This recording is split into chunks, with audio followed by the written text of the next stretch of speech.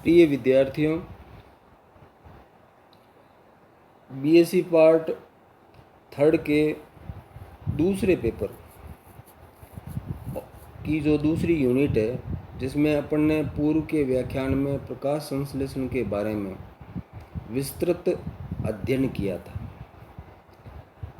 आज के जो व्याख्यान में इसी जो दूसरी यूनिट है, इससे संबंधित एक विशेष प्रकार के टॉपिक के ऊपर अपन जानकारी प्राप्त करेंगे, जिसका शीर्षक है फोटो रेस्पिरेशन, प्रकाशिक शोषण। प्रकाशिक शोषण शब्द अपने आप में बहुत ही महत्वपूर्ण है और स्पेसिफिक है। फोटो मीन्स लाइट, रेस्पिरेशन का मतलब शोषण है। शोषण का प्रकाश से कोई संबंध नहीं होता, मगर यहाँ पे प्रकाश से संबंध है। पहली बात कि प्रकाश का शोषण के साथ संबंध है, इसलिए ये विशिष्टीकृत क्रिया है। दूसरा, ये जो बायोलॉजिकल प्रोसेस है फोटो रेस्पिरेशन, जो 3 सेल ऑर्गेनेल्स के द्वारा संपन्न की जाती है, उसमें पहला होता है क्लोरोप्लास्ट, हरित लवक, दूसरा होता है पेरोक्सिसोम और तीसरा होता है माइटोकॉन्ड्रिया। 3 सेल ऑर्गेनेल के द्वारा ये परफॉर्म की जाती है। फोटो रेस्पिरेशन की क्रिया क्या होती है और इसके लिए क्या क्लाइमेटिक कंडीशन होती है, इसके बारे में जानकारी प्राप्त करते हैं।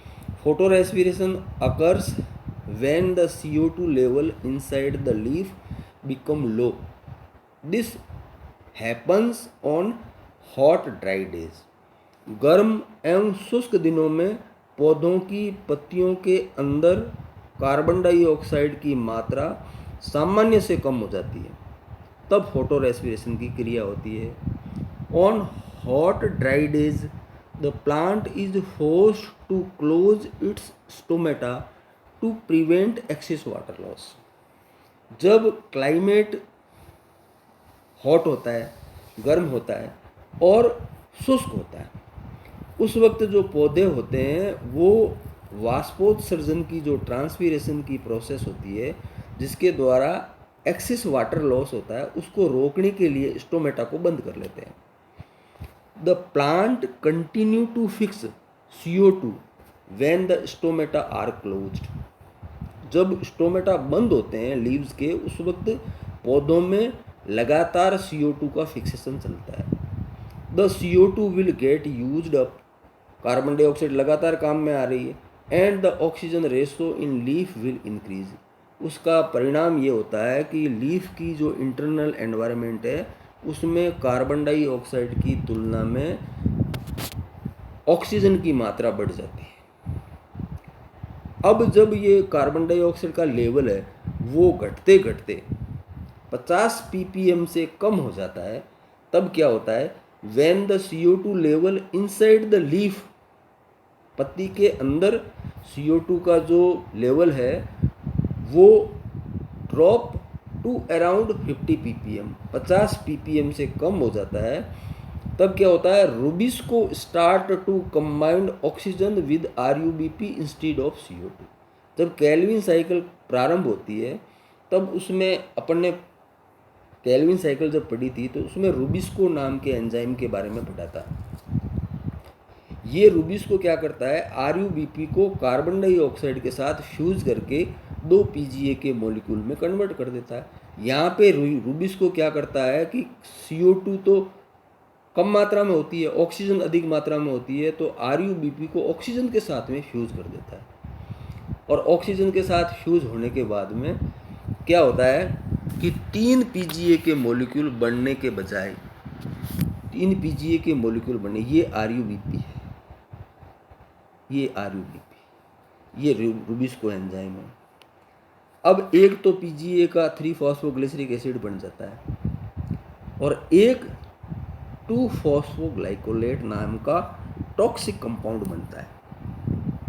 ये जो टॉक्सिक कंपाउंड बनता है, the net result of this that the instead of producing 2-3 PGA molecule, only 1 molecule of PGA is produced, and a toxic 2 carbon molecule called phosphoglycolate produce.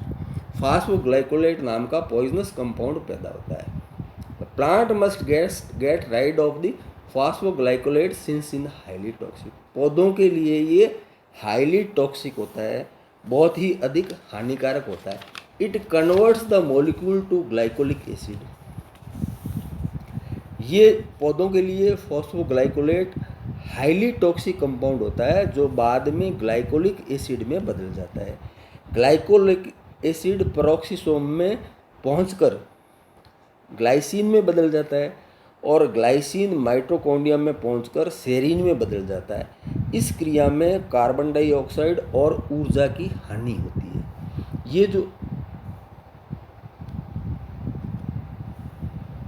ये फॉस्फोग्लाइकोलेट है। फॉस्फोग्लाइकोलेट ग्लाइकोलिक एसिड में बदल जाता है peroxisome के अंदर, और peroxisome से ये ग्लाइसिन चली जाती है माइटोकॉन्ड्रिया में, और माइटोकॉन्ड्रिया में जाने के बाद में ये सेरीन में कन्वर्ट हो जाती है। ये सेरीन होता है वो कार्बोहाइड्रेट के रूप में सेल में स्टोर हो जाता है। The serine is then use to make organic molecules. All these conversion cost. अब इस पूरे जो रूपांतरण के अंदर, कोशिकाओं के रूपांतरण के अंदर ऊर्जा की हानि होती है और कार्बन डाइऑक्साइड का लॉस होता है।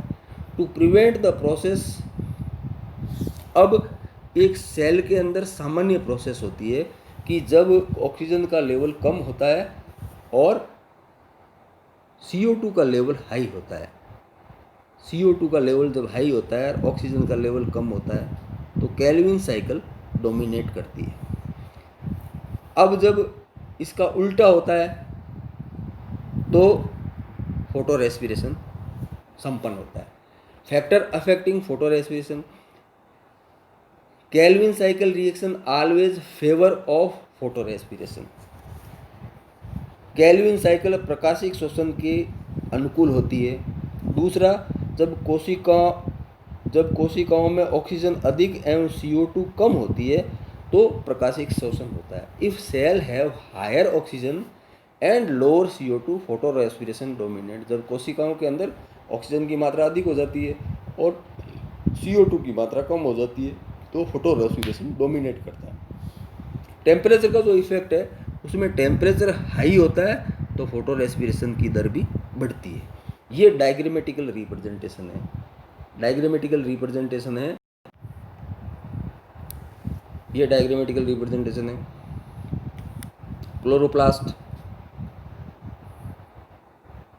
क्लोरोप्लास्ट में जो ऑक्सीजन है वो ऑक्सीजन फ्यूज होती है RuBP के साथ। RuBP में फ्यूज होने के बाद में एक तो PGA का मॉलिक्यूल बन गया और एक फॉस्फोग्लाइकोलिक एसिड बना।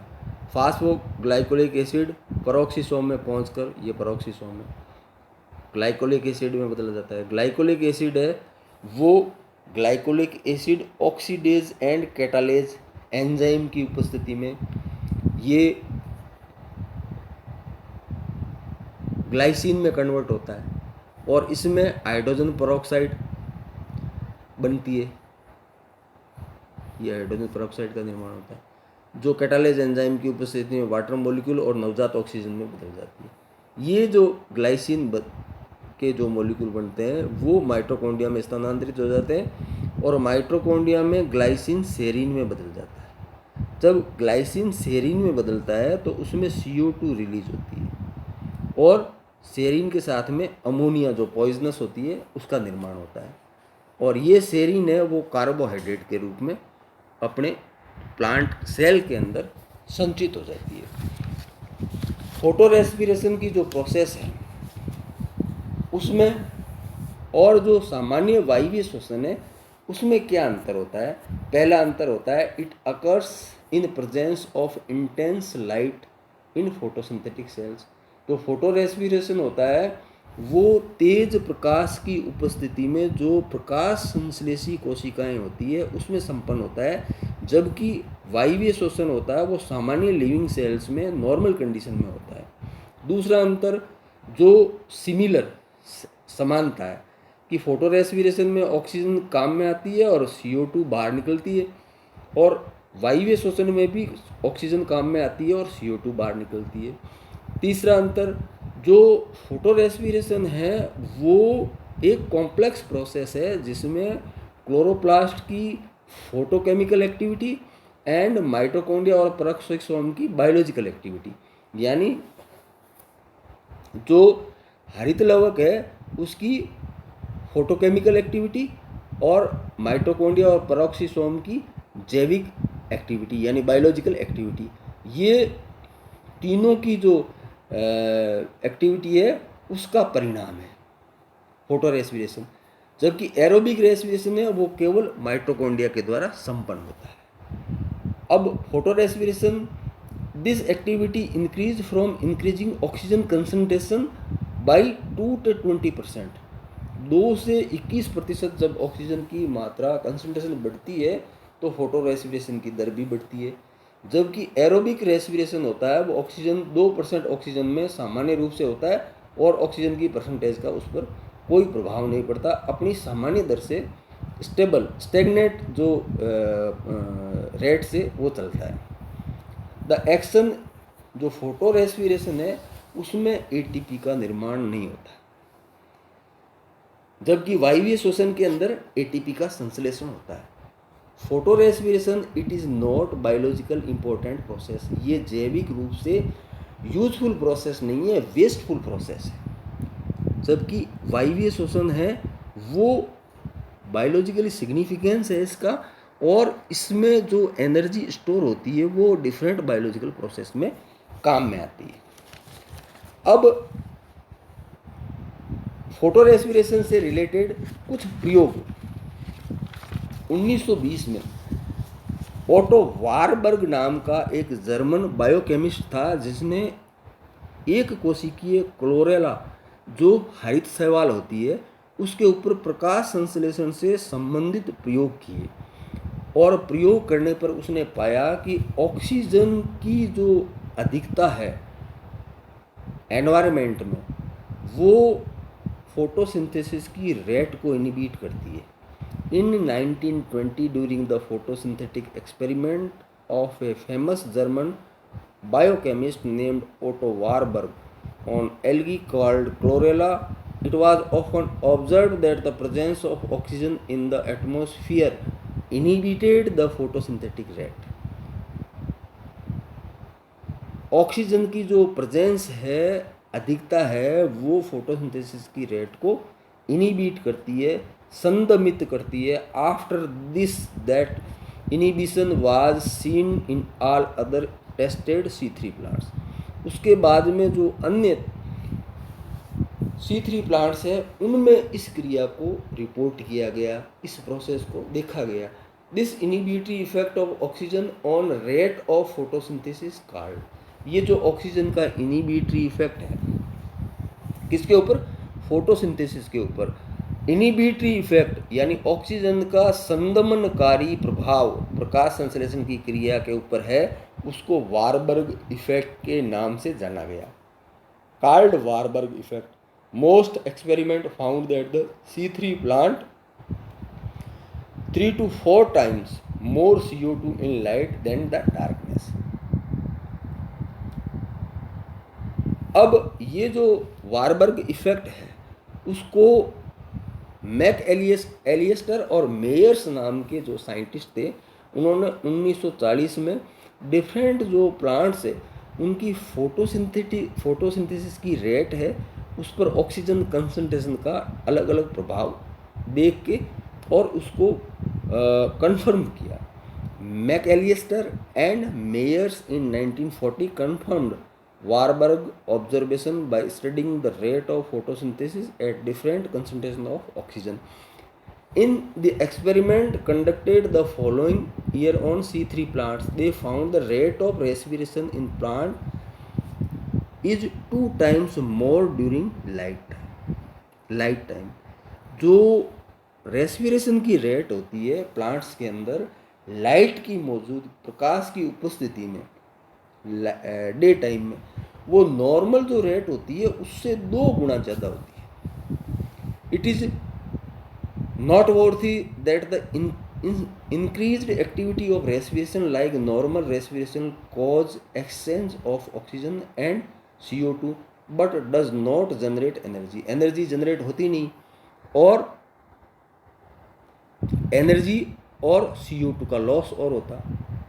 इस जो इनिबिटरी इफेक्ट है उसको ऑर्गन और बोउज ने 1971 में भी इसको ऑब्जर्व किया और उन्होंने जो रूबिस्को की जो एक्टिविटी है उसको एज ए ऑक्सीजनेज एंजाइम के रूप में नोट किया। ये जो रूबिस्को है उस रूबिस्को की जो एक्टिविटी है उस एक्टिविटी को उन्होंने ऑक्सीजनेज एंजाइम की एक्टिविटी के रूप में रिपोर्ट किया। अकॉर्डिंग टू ऑर्गन and Bowes both molecular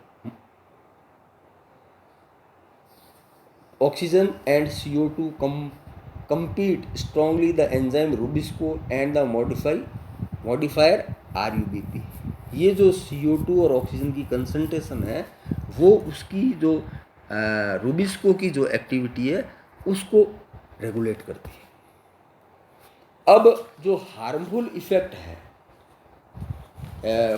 photo respiration का, फोटो रेस्पिरेशन के जो हार्मफुल इफेक्ट है उनके हार्मफुल इफ़ेक्ट में सबसे पहला कि CO2 की लॉस होता है, कार्बन डाइऑक्साइड की अनावश्यक हानि होती है। दूसरा, कुछ उदाहरणों में 50% तक प्रकाश संश्लेषी उत्पाद है वो घट जाता है। तीसरा, जो प्लांट का प्रोडक्शन है और उसका ड्राई वेट है उसमें कमी आती है। और चौथा है वो ऑक्सीजन की कमी में प्रकाश संश्लेषण की दर घटती है।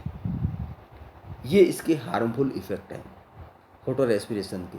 Benefits of photo respiration, photo respiration के जो बेनिफिट्स है उनमें synthesis of amino acids called glycine and serine. ये सेरीन और ग्लाइसिन नाम के जो एमिनो एसिड्स बनते हैं वो विभिन्न प्रकार के जो बायोकेमिकल्स होते हैं उनको फॉर्म करते हैं। उसमें प्रोटीन, अलग अलग तरह के प्रोटीन के निर्माण में इनका उपयोग होता है, क्लोरोफिल मॉलिक्यूल के सिंथेसिस में इनका उपयोग होता है और डिफरेंट टाइप के न्यूक्लियोटाइड के सिंथेसिस में ग्लाइसिन और सेरीन काम में आते हैं। ये इसका बेनिफिशियरी इफेक्ट है पहला। दूसरा, the act of dispersal decay of the axis reducing energy. Cell के अंदर जो एक्सिस रिड्यूसिंग एनर्जी होती है NADPH2 के रूप में उसका डीके करती है, उसको ये रिड्यूस करती है, कम करती है, उसको डिस्पर्सल करती है, डिस्पर्स आउट करती है। थर्ड इसका जो बेनिफिट है वो है it prevents photo oxidation of many substances. जो ऑक्सीजन की इसका ऑक्सीजन की प्रकाश की उपस्थिति में जो प्रकाशिक ऑक्सीकरण होता है, कुछ जो जैविक मॉलिक्यूल्स होते हैं उनका फोटो ऑक्सीडेशन होता है, उसको ये रोकने का, ये जो क्रिया है वो रोकने का कार्य करती है। आज हमने फोटो रेस्पिरेशन, प्रकाशिक श्वसन के बारे में, प्रकाशिक श्वसन की जो क्रियाविधि है उसके बारे में, प्रकाशिक श्वसन होता क्या है, उसके हार्मफुल और उसके जो यूज़फुल इफ़ेक्ट है उसके बारे में जानकारी प्राप्त की। आज के व्याख्यान में इतना ही। जय हिंद, जय भारत।